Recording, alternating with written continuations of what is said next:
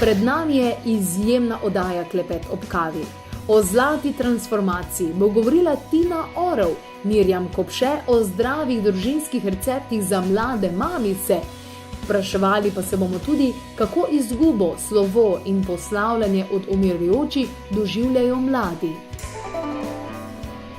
Hvaležno pozdravljeni, spoštovani gledalci, drage gledalke. Ko pomislite na besedo smrt, na kaj pomislite takoj zatem? Na strah, na trpljenje, na negotovost? Ja, Sokrat je nekoč o tem dejal.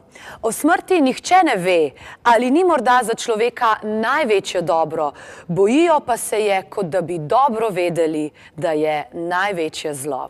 O tem in še o marsičem drugem v povezavi s smrtjo bom danes govorila z gospodom Edinom in gospodom Miralemom. Gospod Edin in gospod Miralem sta predstavnika Slovenskega društva Hospic in ju prav prisrčno pozdravljam v svoji družbi, v družbi Klepeta ob kavi. Ja, vi ste torej predstavnika, vidva sta oba predstavnika Slovenskega društva Hospic. In kaj sploh je Slovensko društvo Hospic? Ja, najprej lep pozdrav, hvala za povabilo.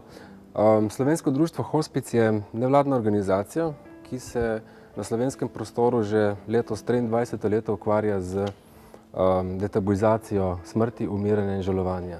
Izvaja večletne strokovne programe, kot je Hospic spremljanje umirajočih in svojcev na domu, žalovanje odraslih, žalovanje otrok in mladostnikov, detabuizacija smrti in pa program prostovoljstva. Zelo zanimivo mi je bilo, ko ste omenili žalovanje otrok. Zakaj gre tukaj bolj natančno? V okviru programa žalovanja organiziramo seveda tudi veliko aktivnosti za otroke in mladostnike, ki imajo izkušnjo izgube bližnjega, očeta, mame, brata, sestre. In seveda tudi oni so, kot vemo, pogosto v družbi tako imenovani prezrti žalovalci. Imajo svoj način soočanja z žalostjo, tudi oni izgubijo in se soočijo z težko življenjsko preizkušnjo. Tako da ja, in na področju žalovanja otrok in mladostnikov Slovensko društvo Hospic tudi izvaja program in aktivnosti zanje. V prvi vrsti bi tukaj omenil tabor, Levi srčni, tako da to so otroci, tukaj imamo tudi maskoto, Levčka. Letos bomo izvajali že jubilejnega, 20. slovenski tabor Levi srčnih in se bo izvajal na Pohorju. Tako da letos bomo imeli več kot 30 otrok, ki imajo izkušnjo izgube in za katere pripravljamo 3,5-dnevni tabor z programom, z delavnicami za področje žalovanja, za sprostitev, tako da z njimi potem skupaj z prostovoljci, tudi strokovni delavci, preživljamo ta čas, ki ga imajo oni za sebe. Ampak je to, se pravi, mogoče v nadaljevanju bomo še kaj rekli. Ja. Tudi o tem. Je pa seveda program žalovanja, tudi žalovanja odraslih. Se pravi, imamo svetovalne pogovore, imamo skupine odprte, zaprte, tako da je nekako poskrbljeno, da smo tukaj na razpolago takrat, ko nas ljudje potrebujejo. Vi, gospod Miralem, pa ste tudi prostovolec Slovenskega društva Hospic. Pa najprej morda vprašanje, zakaj ste se odločili, da boste tukaj v tem društvu, torej v Slovenskem društvu Hospic, prostovolec? Ja, lepo pozdravljeni. Ja, jaz sem se odločil za to, v bistvu pred 5 leti, ko je moj oče umrl in sem takrat res doživel svojo bližnjo. Pač res nekaj, kar se me je res dotaknil, izguba, in sem tudi, v bistvu so se mi potem tudi neke vrednosti in neki pogledi na življenje spremenili. In sem ugotovil, da je pač smrt lahko ful močna učiteljica, sploh ko jo začutiš na svoji koži, in sem se pol odločil, da bi pa jaz v bistvu šel pa na Slovensko društvo Hospic, ko sem pač zasledil, da v bistvu s čem se ukvarja in to, in sem pač razmišljal o tem, da bi tudi vi pomagali, ne? Ja, v bistvu, oziroma nekako se učimo o sebi. No. Hkrati, a ne, to ja, ste učim dali... se svojega življenja, ali pa recimo, jaz bom kar tako rekel, da se pripravljam na smrt. Ja, dobro ste dali istočnico, pa me vseeno zanima, ne, odkar se ukvarjate s tem, odkar sta člana Slovenskega društva Hospic, ali se je pogled, vajin osebni pogled na smrt, na dojemanje tega pojava, ki je nekako najbrž edino realno, kar nas čaka vse. Ali se je pogled na smrt kaj spremenil pri vama? Odkar se bolj intenzivno? Ja, jaz ne vem, v svojem življenju dejansko, kar imam izkušen, meni je pač babica pa dedka, oba sta že pokojna. Kar se tiče izkušnje, to sem bil jaz pri prvem dedku še 5 let, 6 let star otrok. In seveda, ko se spomnim takrat doživljanja in okrog samega tistega dogajanja, kar mi pač nekako spomin prepelje prav v tisto ritual in pogreb in otroke, ki smo se v bistvu igrali, ker to je v bistvu bilo na vasi. In doživljanje mene kot otroka je bilo tisto, ko na eni strani smo se igrali sredi nečesa tako tragičnega, ampak po drugi strani smo pa doživljali strani odraslih, staršev, sorodnikov, prijateljev, sosedov. Tiše, tlele se pač dogaja nekaj resnega, pejte stran. Se pravi, na eni strani je igra, pač življenje gre naprej, otrok se igra. Na drugi strani pa je potreba potem, da se seveda spoštovanje in dostojanstvo omogoči tistim, ki zaključujejo. Tako da to je recimo ena taka izkušnja, poleg seveda so še druge izkušnje, ampak recimo v povzetku, odkar sem jaz tudi v društvu in se srečujemo v programih z našimi uporabniki, bolj doživljam to, da ni težava smrt kot taka. Sej jaz ne vem, kako je umreti.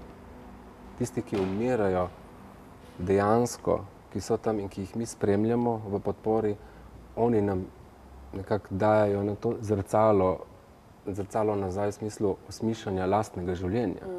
Kaj se z menoj dogaja. In v tem pogledu ni problem strah pred smrtjo, ampak bolj kot ne strah pred eno bolečino, pred enim trpljenjem.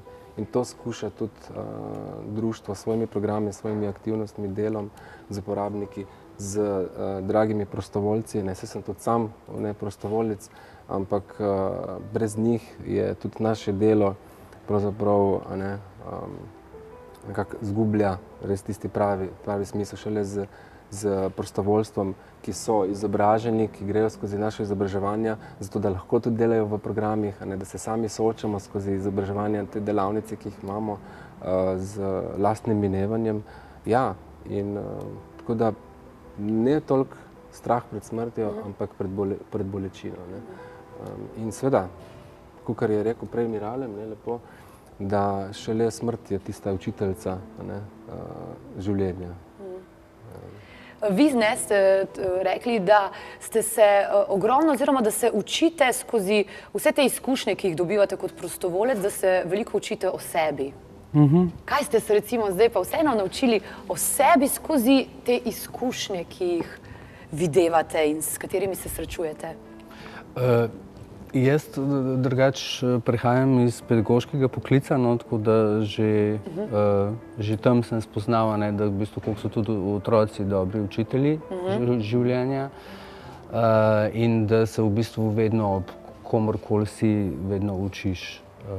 Se vedno lahko nekaj naučiš, ampak toliko dobra učiteljica, kot je smrt, v smislu tega, da je brezkompromisna, torej, ko enkrat prihaja čas, da gre, je pač ni več nekih popravnih izpitov ali pa ne vem nečesa, ampak se pač takrat so stvari tu in zdaj, se bolj osredotočiš se na zdajšnji trenutek. Mislim, lahko se tudi ukvarjaš še zmeraj s preteklostjo pa prihodnostjo, ampak jaz mislim, tako kot pač kar sem jaz bral ali pa slišal izpovedi ljudi, ki so bili zraven, ko je nekdo umrl, ali pa tudi kdo, ki je umrl, povejo, da se takrat pač ali se soočiš, ali se pa pač ne. In ponovadi tudi če se ne, je v bistvu to en del umiranja in se mi zdi, da tudi se mi učimo.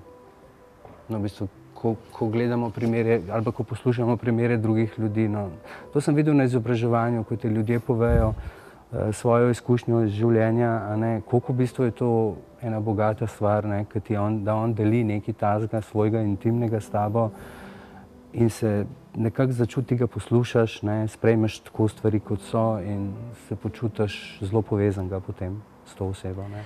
Kaj pa največ potrebujejo? Kaj je tisto, kar lahko vi kot prostovoljci date največ zdaj ali umirajočemu ali pa njegovim sorodnikom? Kaj je tisto, kar morda človek v takih trenutkih najbolj potrebuje? Dostojno se posloviti in zaključiti življenje. Mi v hospicu nismo svetovalci, nismo terapeuti, prihajamo iz različnih poklicev, tudi strokovni delavci, ki smo zaposleni v društvu, skupaj z prostovoljci nekako gradimo in nadaljujemo to hospic filozofijo, kjer je dostojanstvo življenja in smrti, kjer je zagovorništvo in predvsem učimo se poslušati. In to je tisto najpomembneje, ne? Biti navzoč v trenutku glede na to, kako je nekdo, ki se poslavlja, na eni strani umirajoči bolnik, na drugi strani pa svojec, ki potem tudi za pokojnim po smrti žaluje. Tako da vsa naša izobraževanja so namenjena na eni strani detabuizaciji, se pravi, da se pogovarjamo, soočamo iskreno, pristno, skupaj, v dialogu, v skupinah in v zvezi z minevanjem, v zvezi z smrtjo, v zvezi z žalovanjem, vse to, kar je nekako čisto civilizacijsko dan danes zlasti na teh prostorih še vedno porinjeno v en temen kot, zlasti, ko ste omenila prejle za mlade, kjer je enostavno človek, ko je mlad, pač vrvi življenje iz njega, če ne razmišlja, na kraj pameti mu ne pride zdaj, da se je potrebno s tem pa tem soočati in se o tem tudi v družini pogosto ne pogovarjajo. Šele ko se zgodi smrt, bolezen, ko dejansko zboli cela družina, takrat si hočeš nočeš potegnjen noter in takrat se soočaš. Ja, dragi gledalci, spoštovane gledalke, o tem, kako se soočiti s smrtjo in še več se bomo pogovarjali takoj, ko se vrnemo nazaj. Zdaj pa si poglejmo, kateri so tisti dogodki, ki jih lahko obiščete v tem mesecu in torej dogodki, ki sledijo v mesecu, ki sledi. Vabljeni na predavanje o žalovanju z Edito Tomič, ki bo odgovorila na bistveno vprašanje, kako naprej. O nezdravih, nevarnih oblikah žalovanja tudi ob najtežjih življenjskih trenutkih. Kako se soočiti z izgubo, na kakšen način si lahko pomagamo v izgubi in vseh drugih razlogih žalovanja.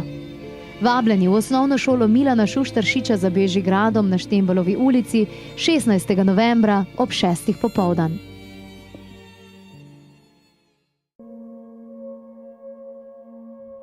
Vabljeni na posebno predavanje z Marijo Ano Kolman, strategije učinkovitega zdravljenja onkoloških bolnikov na osnovni šoli Milana Šuštaršiča 9.11. ob 18. uri. Ja, dragi gledalci, spoštovane gledalke, to so torej dogodki, ki jih lahko v tem mesecu obiščete. Z menoj v studiu pa sta še vedno predstavnika Slovenskega društva Hospic. Pogovarjali smo se torej tudi o tem, kako pride potem čas žalovanja. Tudi ko nekdo umre, se je potrebno soočiti tudi z žalovanjem. In tudi vi v vašem društvu prirejate kar nekaj dogodkov na to temo, morda, če jih nekaj omeniva. Ja, v okviru programa detabuizacija smrti imamo seveda za široko javnost, zainteresirano javnost Hospic Cafe. To je javno omizje, eno okrogla omizje, recimo v Ljubljani zadnji torek v mesecu, ki ga organiziramo skupaj z knjigarno Konzorcij. In seveda tam se v enem intimnem vzdušju pogovarjamo o teh temah. In vabimo tudi vse slušatelje, da podelijo tudi svojo izkušnjo, takrat se lahko povežemo, ne, in začnemo skupaj deliti to, kar je tisto najbolj ranljivo v nas, ko se pogovarjamo o smrti, o žalovanju. Se pravi Hospic Cafe. Ne nazadnje, glede na to, da je društvo organizirano v 10 odborih po celi državi, so tudi v drugih odborih podobni dogodki, ne, v svojih terminih, tako da o njih je tudi možno si prebrati na spletni strani društva hospic.si, na Facebook strani društva, tako da tudi tam objavljamo, ne, in vabimo vse na naše dogodke in seveda detabuizacijski dogodek je pa igrica Jesen listka timija. Aha, in tole ste tudi, nekaj vidim na mizi, ne, ste prinesli s seboj. Zakaj gre torej pri tej predstavi Jesen listka timija? Če morda lahko malce več o tem? Seveda lahko. Namreč, torej v okviru pač programa detabuizacije smo ena skupina prostovoljcev, ki smo v bistvu postavili, mislim, igrica je bila že prej postavljena, ampak potem jaz sem januarja letos prišel na Hospic in smo potem ponovno, smo malo obnovili, ponovno smo postavili predstavo. In sicer naredili smo pa lutkovno predstavo na tekst zgodbe Jesen listka timija. Avtor je Leo Buscaglia. V originalu sicer je The Fall of Freddy the Leaf, naslov originalne. Jaz tole malce bližje pokažem na kamero, da si bodo pogledali. Aha, torej po tej knjigi je napisana predstava. V bistvu to je pač slikanca, ki je pač prevedena v slovenščino. Leo je drugače tako zaljubljen, kakor sem slišal zgodbo o njemu, zaljubljen v listke in jih ima polno hišo, jih vedno zbira. Tako in je zgleda tudi na podlagi te svoje ljubezni do teh listov pač napisal to zgodbo, ki je zgodba za vse starosti, to ni samo slikanca za otroke, ampak je za vse starosti, ker je to zgodba o življenju in o minljivosti. In je zelo lepa zgodba, govori pa o listku timiju, ki zraste na enem mogočnem drevesu v parku, mislim, da celo platana, rečemo, da je platana, in tukaj je ta naš listek timi, ki pač nastopa glavni lik, ne? In tudi umre na koncu. Seveda pač gre skozi svoje življenje, skozi svoje 4-letne čase in na koncu pač umre, ne? In to je zgodba, igramo jo v vrtcih, šolah, ko nas pokličejo, mogoče svetovalne delavke, recimo, ko imajo v vrtcu ali v šoli, recimo, primer, da je kakšen otrok doživel izgubo in potem, da se pač ta prostor, pač mi pridemo s to predstavo, jo odigramo, odpremo en prostor za pogovor o minljivosti, o vsem tem, pač, da je to v življenju se dogaja in listom in živalim in rastlinam in tako. Tudi pol naredimo delavnico z otroki, drugače pa tudi smo igrali za starostnike, tako da igramo tudi za starostnike. Edin in Miralem, najlepša hvala, da sta nas obiskala. Želim vam vse dobro, vašemu društvu, vama in upam, da se še kdaj srečamo. Veliko bi lahko še govorili o tej temi. Vam pa, dragi gledalci, spoštovane gledalke, spoštujmo življenje, spoštujmo sočloveka, spoštujmo pa tudi smrt. Lahko rečem, to ni konec, to je šele nov začetek. Velik rdeč stop znak je za žajbelj, zato ker ustavljam mleko. In seveda vse pekoče zadeve